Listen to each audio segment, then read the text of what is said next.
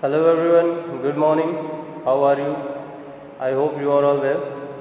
So today we are going to take the another topic of our second chapter, natural resources, land, soil and water.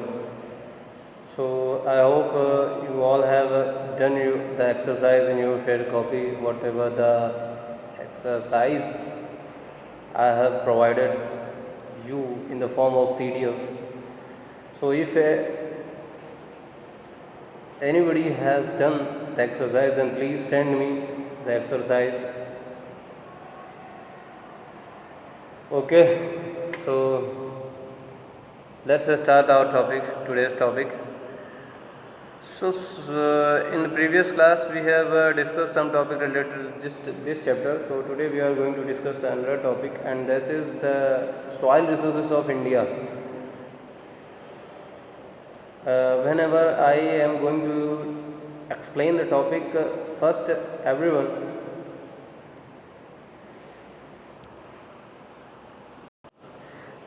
will open your books while we are explaining the topic.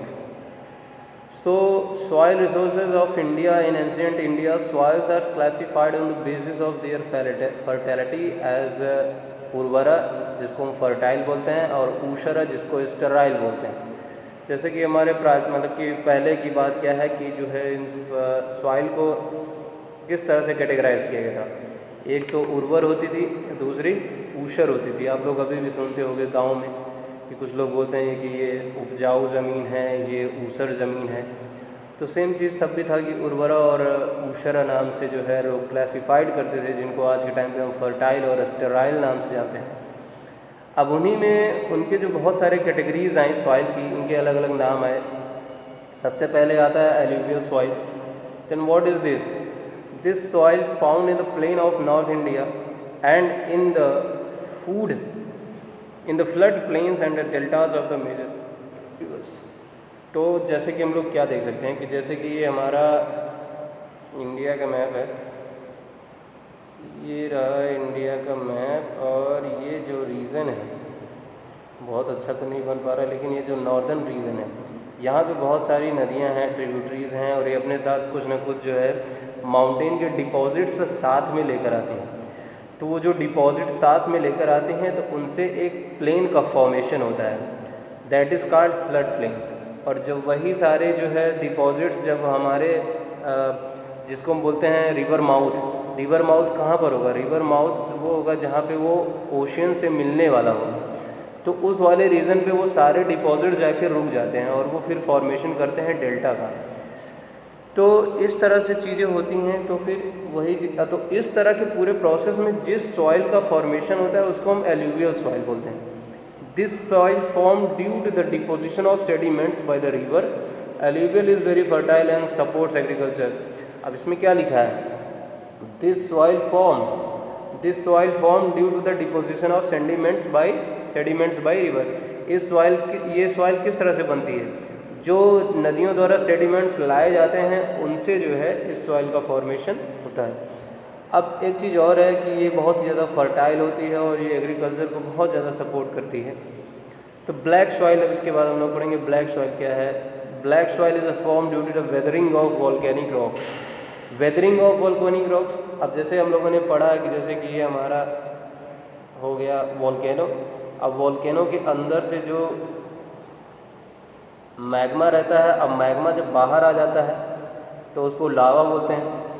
अब वो लावा जब बाहर आके रहता, मतलब कि कुछ दिन बाद, कुछ टाइम बाद तो ठंडा हो ही जाएगा. लेकिन जब ठंडा हो जाएगा तो उसके बाद उसकी वेदरिंग होगी. किसके थ्रू वेदरिंग होगी? Through the wind, through the rain, through the waters.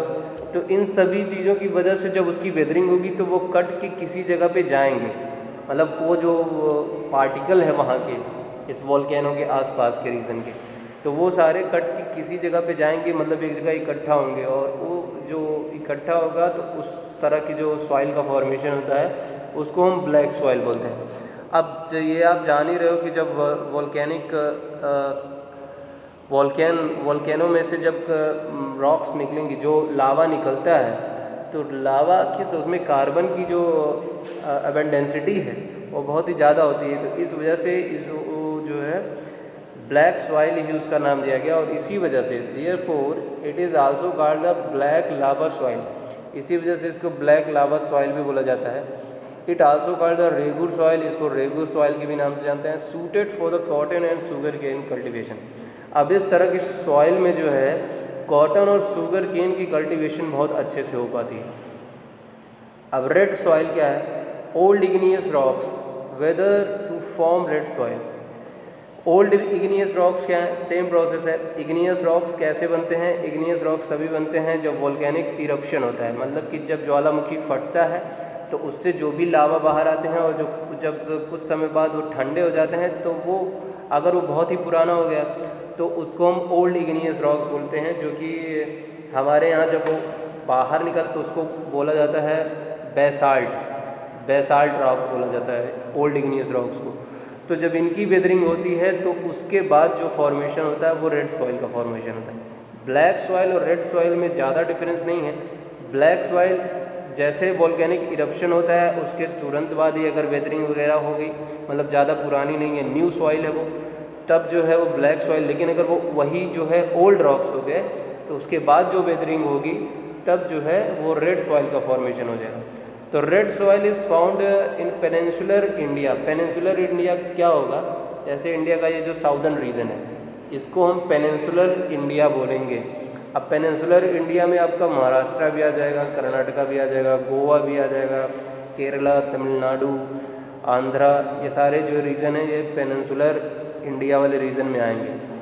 तो red colour of soil due to, यहाँ पर ड्यू होगा, सॉरी यहाँ पर ड्यू टू होगा, DER लिखा, due to high iron content. इस सॉइल का रेड कलर क्योंकि इसलिए होता है क्योंकि इसमें आयरन की जो क्वांटिटी है वो बहुत ही ज़्यादा होती है, इस वजह से।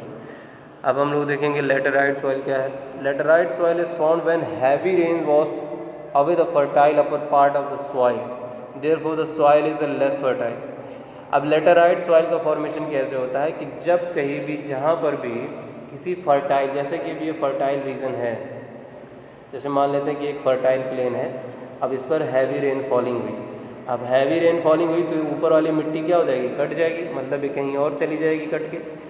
तो उसके बाद जो सॉइल बचती है कि अब ऊपर वाला जो फर्टाइल रीजन था वो तो बह गया पानी के साथ, लेकिन उसके बाद जो वहाँ की सॉइल बची वो लेस फर्टाइल, मतलब उसकी ये फर्टिलिटी जो क्वालिटी है वो थोड़ा कम हो जाएगी।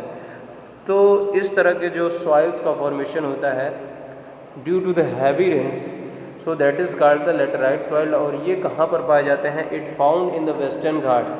And what is western Ghats? First let me clear, this is the region of western part of India, this is the region of western part of India and that is called the western Ghat. तो आप लोग map, India के map पे आप लोग देख लेना और फिर इसमें क्लियर करना कि हाँ वेस्टर्न घाट कहाँ पे है। फिर हम लोग देखते हैं माउंटेन सॉइल क्या है। Mountain soil is mainly found on the hill slope covered with forest. This soil is form due to the deposition of organic matter in thus rich is humus suitable for tea and coffee and spice. Mountain soil अब नाम से ही clear है कि mountainous region पे ये सारे पाए जाएंगे। तो found in mainly in hill slope, कहाँ पर पाए जाते हैं? हिल स्लोप पे, जो कि कवर होते हैं फॉरेस्ट से। This soil form due to the deposition of organic matter. Organic matter क्या है?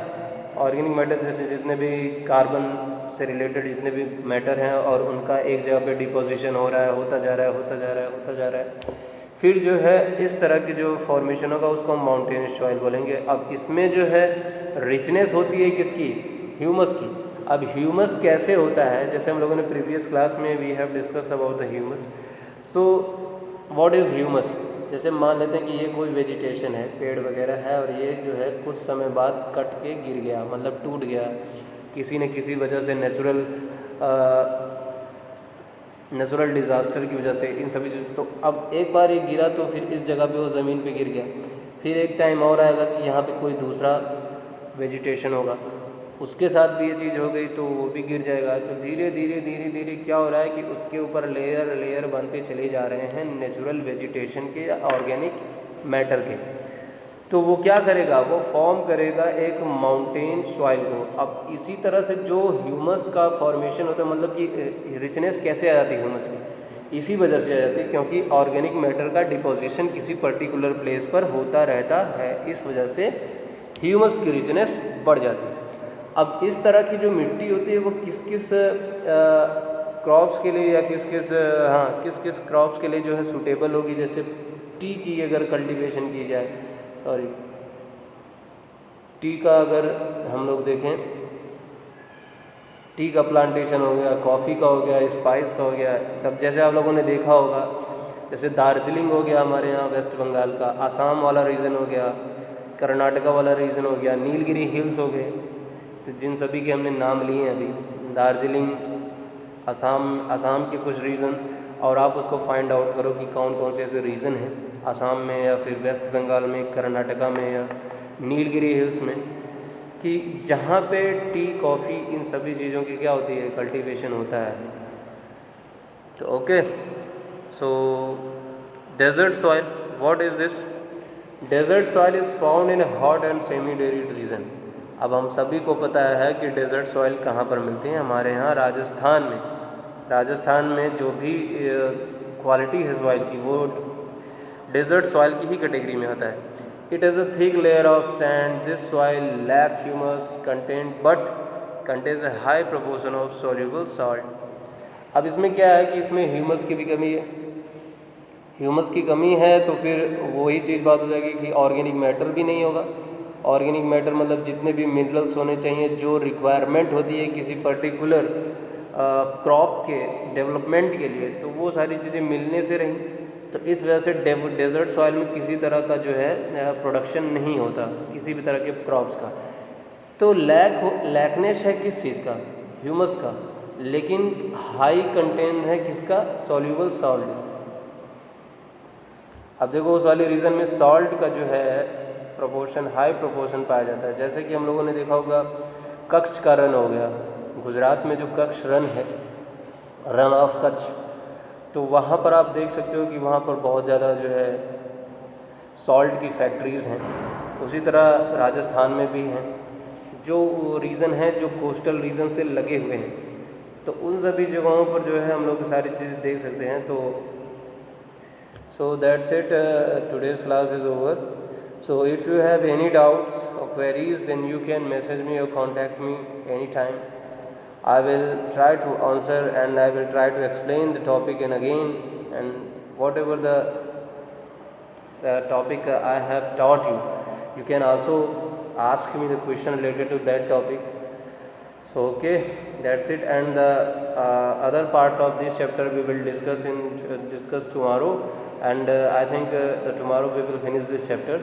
Okay, thank you, have a good day.